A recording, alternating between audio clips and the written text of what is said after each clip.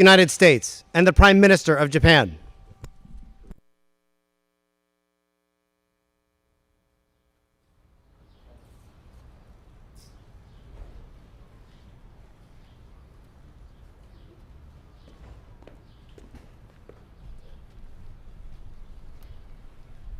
Please have a seat. It's an honor to stand here today with the Prime Minister of Japan, Prime Minister Kishida. When I became president, I said that the United States would rebuild the muscle of our democratic alliances, and we stand shoulder to shoulder with our allies again, because our alliances are America's greatest asset. The relationship with Japan is powerful proof of that investing in our alliance and raising our collective ambitions, we yield remarkable results. Over the last 3 years, the partnership between Japan and the United States has been transformed into a truly global partnership. And that's thanks in no small part to the courageous leadership of Prime Minister Kishida, and I mean that sincerely. Together, our countries are taking significant steps to strengthen defense security cooperation. We're modernizing command and control structures, and we're increasing the interoperability and planning of our militaries so they can work together in a seamless and effective way. This is the most significant upgrade in our alliance since it was first established. I'm also pleased to announce that for the first time, Japan and the United States and Australia will create a network system of air, missile, and defense architecture. We're also looking forward to standing up a trilateral military exercise with Japan and the United Kingdom. And our AUKUS defense partnership with Australia and the United Kingdom is exploring how Japan can join our work in the second pillar, which focuses on advanced capabilities, including AI, autonomous systems. All told, that represents a new benchmark for our military cooperation across a range of capabilities. On the economic front, our ties have never been more robust. Japan is the top foreign investor in the United States. Say that again. Japan is the top foreign investor in the United States. And we, the United States, are the top foreign investor in Japan. Nearly 1 million Americans work in Japanese companies here in the United States. And to name just one example, a few months ago, Toyota announced an $8 billion investment in a massive battery production facility in North Carolina, which will employ thousands of people. Prime Minister is going to travel to North Carolina tomorrow to visit that project. Don't stay. Don't stay. We need you back in Japan. They'll probably try to keep you. He also affirmed the science and education ties between Japan and the United States. Those ties stretch up to the moon, where 2 Japanese astronauts will join future American missions, and one will become the first non-American ever to land on the moon. And they reach into the high schools and universities as well, where the Ambassador Minetta's program exists, named for our dear friend Norm Mineta. We're going to invest in new student exchanges, help train the next generation of Japanese and American leaders. We'll also discuss developments in the Middle East, including our shared support for a ceasefire and a hostage deal, and urgent efforts to deal with the humanitarian crisis that exists in Gaza. We also want to address the Iranian threat. They're threatening to launch a significant attack on Israel. As I told Prime Minister Netanyahu, our commitment to Israel's security against these threats from Iran and its proxies is ironclad. Let me say it again, ironclad. We're going to do all we can to protect Israel's security. And finally, I want to commend the Prime Minister himself. He's a statesman. The fact is that you condemned Putin's brutal invasion of Ukraine when it happened. You pledged more than $12 billion in aid, prioritizing nuclear nonproliferation at the United Nations Security Council, standing strong with the United States as we stand up for freedom of navigation, including in the South China Sea, and as we maintain peace and stability across the Taiwan Straits, and taking the brave step of mending ties with the Republic of Korea, so we can all stand shoulder to shoulder together. Tomorrow, we will both be joined by another good friend, President Marcos of the Philippines, for a trilateral summit, the first of its kind. And through it all, our commitment to the defense of Japan under Article 5, including the Senkaku Islands is unwavering. Mr. Prime Minister, through our partnership, we have strengthened the alliance. We have expanded our work together. We've raised our shared ambitions. And now the U.S.-Japan alliance is a beacon to the entire world. There's no limit what our countries can and our people can do together.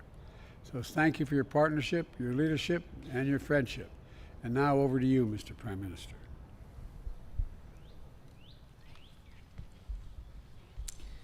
はい、ジョー、ありがとうございます。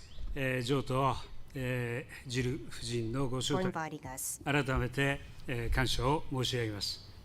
Thank you, Joe. President Biden and I have met and talked countless times and confirmed our shared notion that we are at crucial crossroads and that Japan-US partnership is immensely important. The international community stands at a historical turning point. In order for Japan, the US, the Indo-Pacific region, and for that matter, the whole world to enjoy peace, stability, and prosperity lasting into the future, we must resolutely defend and further solidify a free and open international order based on the rule of law. And again today, I told the President that now is the time to demonstrate the true values that Japan and the United States can offer as global partners, that we must together fulfill our responsibilities to create a world where human dignity is upheld, and that Japan will always stand firm with the United States. I explained that based on our national security strategy, Japan is determined to strengthen our defense force through possession of counter-strike capabilities, increase our defense budget, and other initiatives, and was reassured by President Biden of his strong support for such efforts. In such context, we confirmed again the urgency to further bolster the deterrence and response capabilities of our alliance and concurred on reinforcing our security and defense cooperation to increase interoperability between the U.S. forces and our self-defense forces, including the improvement of our respective command and control frameworks. We will be discussing the specifics as we plan for the next Japan-US 2+2. The President and I went on to discuss various specific challenges faced by the international community. First, we confirmed that unilateral attempts to change status quo by force or coercion is absolutely unacceptable wherever it may be, and that we will continue to respond resolutely against such action through cooperation with allies and like-minded nations. From such perspective, we agreed that our two countries will continue to respond to challenges concerning China through close coordination. At the same time, we confirmed the importance of continuing our dialogue with China and cooperating with China on common challenges. We also underscored the importance of peace and stability in the Taiwan Straits and confirmed our position to encourage peaceful resolution of the cross-straits issue.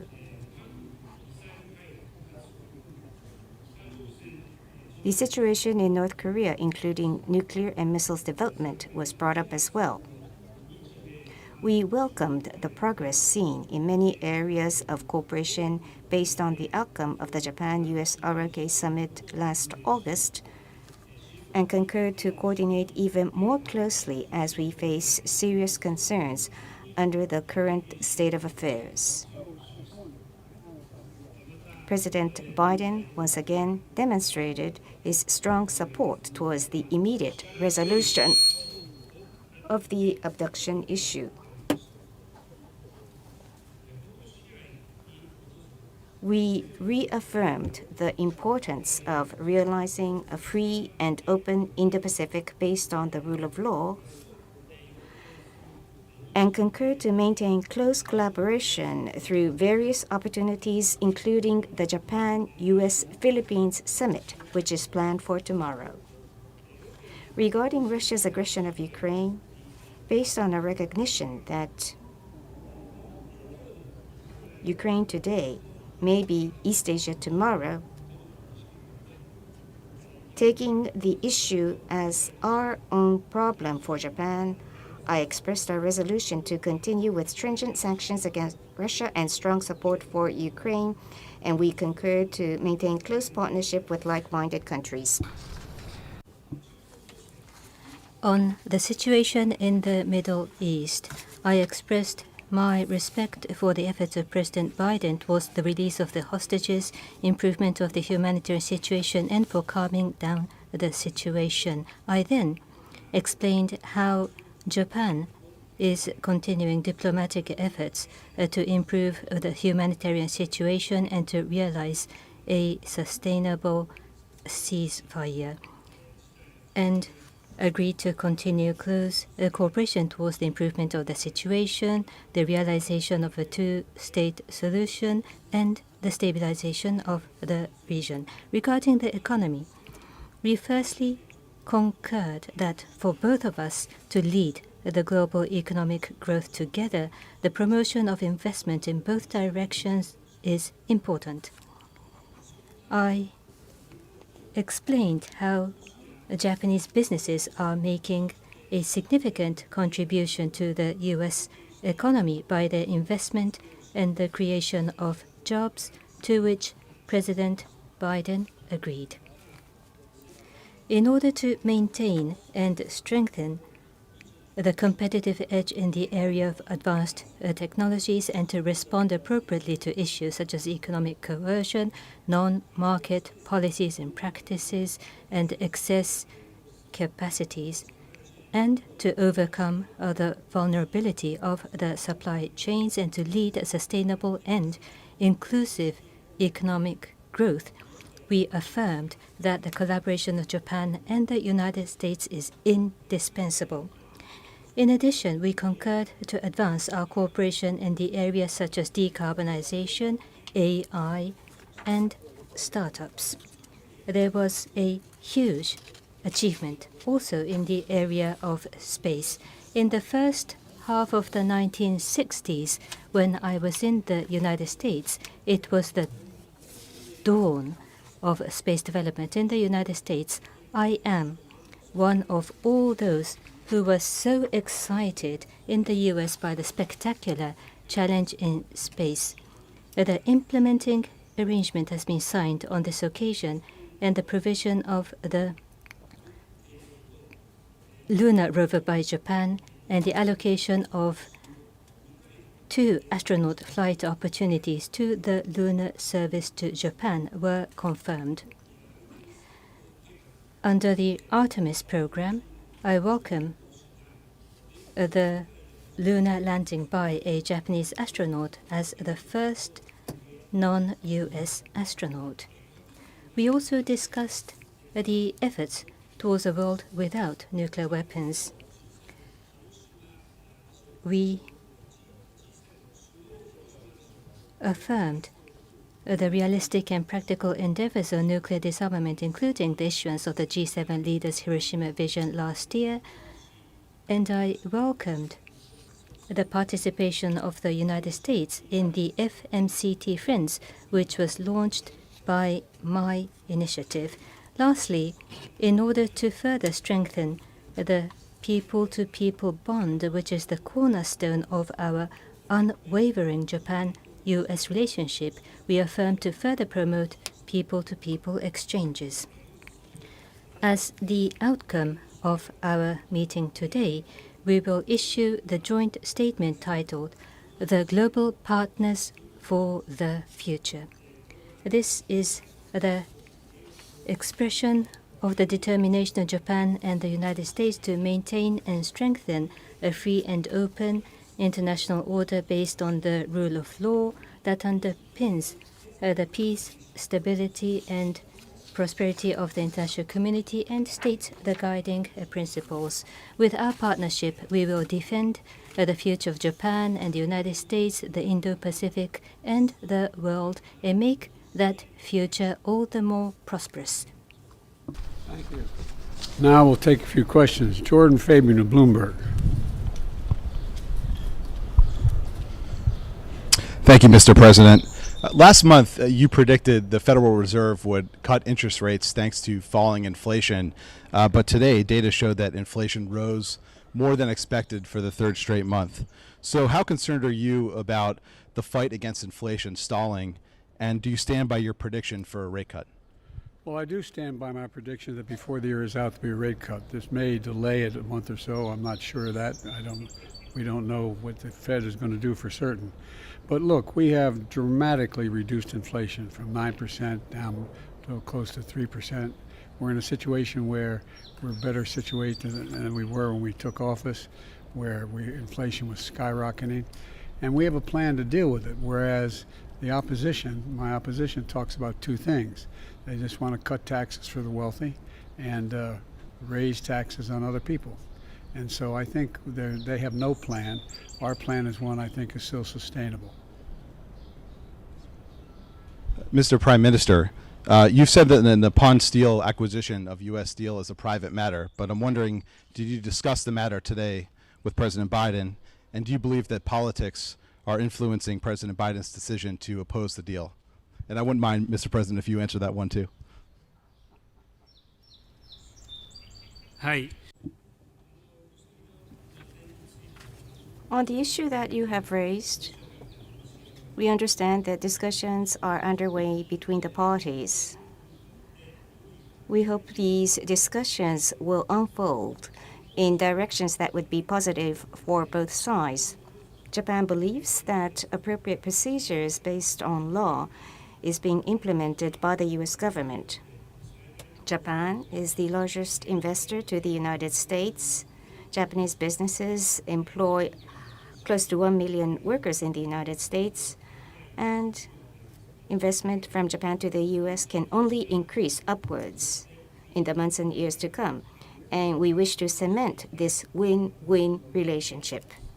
Thank you. I stand by my commitment to American workers. I'm a man of my word. I'm going to keep it.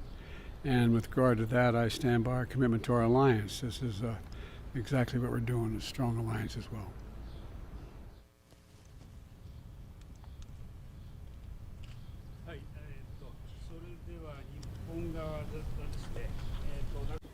Prime Minister's microphone, please. Nakakuki of Kyodo News. My question is to both Prime Minister Kishida and President Biden.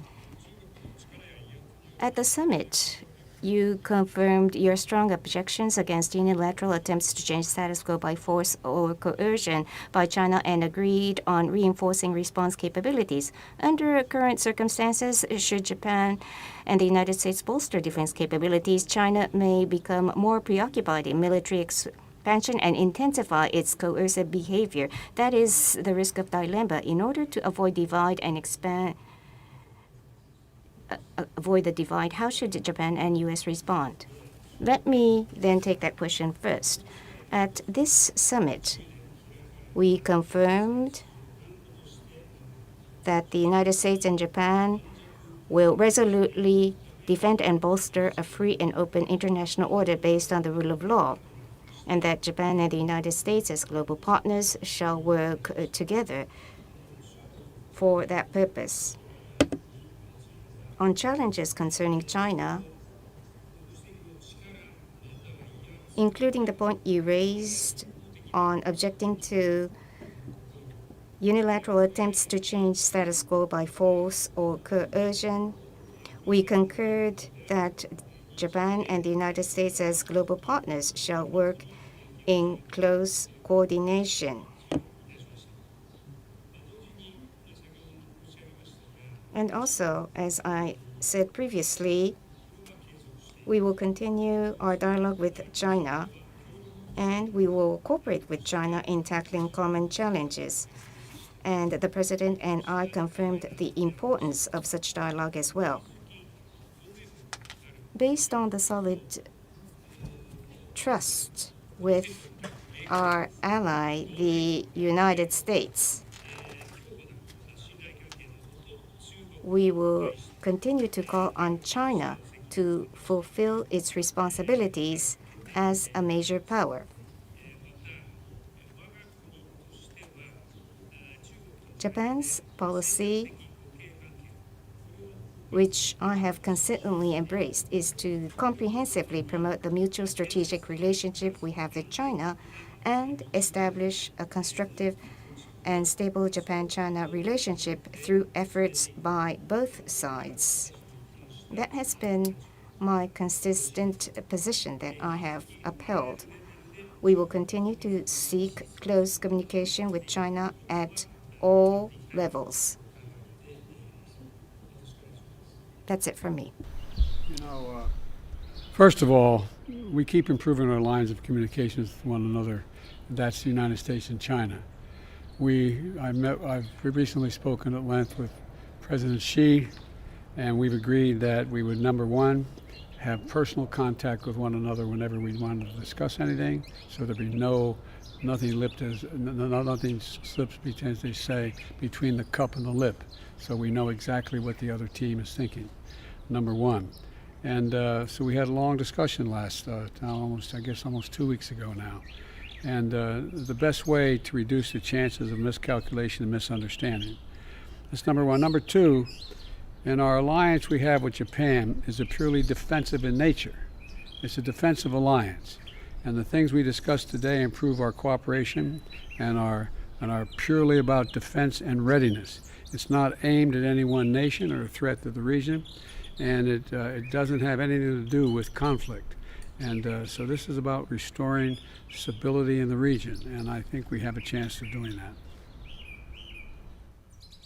Okay. Next question. Who do I call on next? Hang on a second. I got my list here. Hang on. I apologize. Aurelia of AFP. Thank you. My first question would go to both of you, Mr. President and Mr. Prime Minister. Is there a path for Japan to become a full member of AUKUS? And I would have a second question for you, Mr. President. You're now saying that Benjamin Netanyahu is making a mistake in Gaza. What are you willing to do to make him change his strategy? And would you consider conditioning military aid to Israel? Thank you.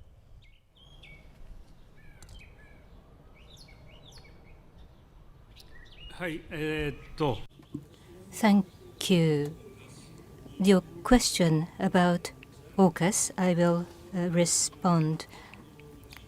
Our country, we want to contribute to the peace and stability of the region, and therefore we have consistently supported AUKUS. Having said that, the participants of AUKUS, US, UK, Australia, with such countries by bilateral relationship or on multilateral occasions, we have established various relationships. But for Japan to have a direct cooperation with AUKUS, nothing has been decided at this moment. Going forward with US, UK, or with Australia, with such countries, in bilateral or multilateral frameworks, we will continue our cooperation. So that will continue to be considered. At the moment, about the relationship between Japan and AUKUS, that's it. With regard to my discussions with Bibi Netanyahu, Prime Minister Netanyahu, as well as our relationship with Israel, I have been very blunt and straightforward with the Prime Minister as well as his work cabinet as well as the cabinet. And the fact of the matter is that Bibi and I had a long discussion. He agreed to do several things that related to number one, getting more aid, both food and medicine into Gaza, and reducing significantly the attempts, the civilian casualties in any action taken in the region. And thus far, and it's tied to the hostages. There are a number of hostages that are being held by the Hamas. And just yesterday, we're meeting with the Vice President, our National Security Advisor. Before that, and they're American hostages as well. And they know how committed we are, the whole team, to getting their loved ones home. We're not going to stop until we do. The new proposal on the table, Bill Burns led the effort for us. We're grateful for his work. There's a now up to Hamas. They need to move on the proposal that's been made. And as I said, we'll get these hostages home where they belong, but also bring back a 6-week ceasefire that we need now. And the fact is that they're getting in somewhere in the last 3 days over 100 trucks. It's not enough, but it needs to be more, and there's one more opening that has to take place in the north. So we'll see what he does in terms of meeting the commitments he made to me. This will be the last reporter.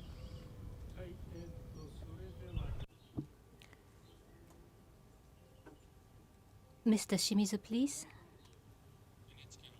Thank you. Shimizu of NHK. I ask the question to both of you. As Prime Minister Kishida mentioned, the abduction issue of North Korea, I believe, was discussed. Prime Minister, you have expressed your wish to have a direct engagement with Kim Jong-un, but they say that abduction is already resolved, which means that they are refusing. During the meeting, what did you tell President Biden about the outlook of a summit, and what engagement did you ask President Biden? President Biden, my question, what did you hear from Prime Minister Kishida, and what is your observation and feeling, your president? And with the nuclear missile issues, what is your position? Do you support early summit between Japan and North Korea? Thank you.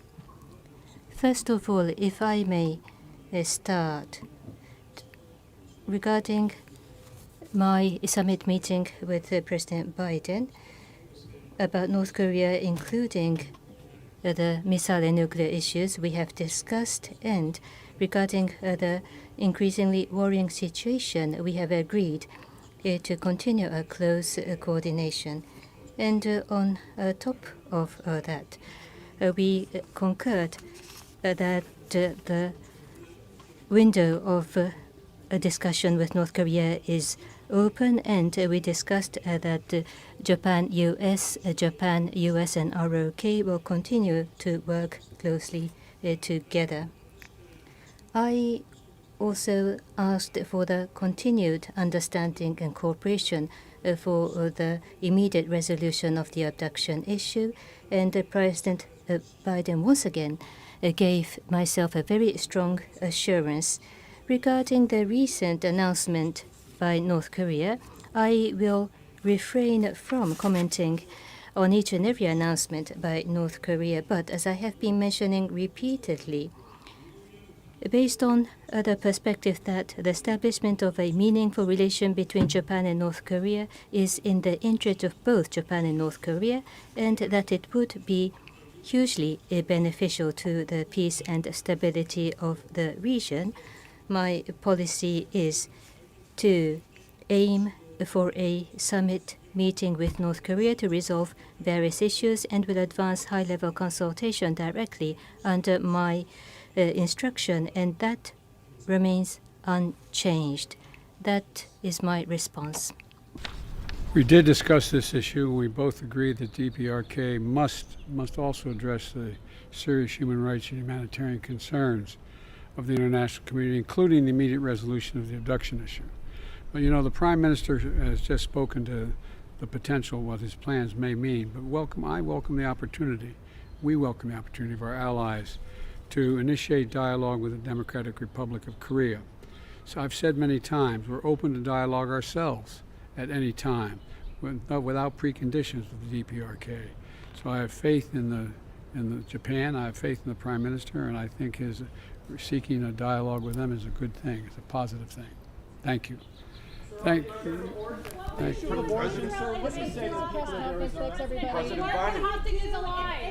Why didn't everybody holler at once? I'll ask you briefly on the issue of abortion, sir. Respectfully, what do you say to the people of Arizona right now who are witnessing a law go in place that dates back to the Civil War here? Elect me. I'm in the 20th century, 21st century, not back then. They weren't even a state. I find. Sir, how does the war Thank you. Thank you all very much. Thank you. This concludes the press conference. Sir, how does The war in Ukraine comes on by the House leader allowing a vote. There's overwhelming support for Ukraine among the majority of Democrats and Republicans. There should be a vote now.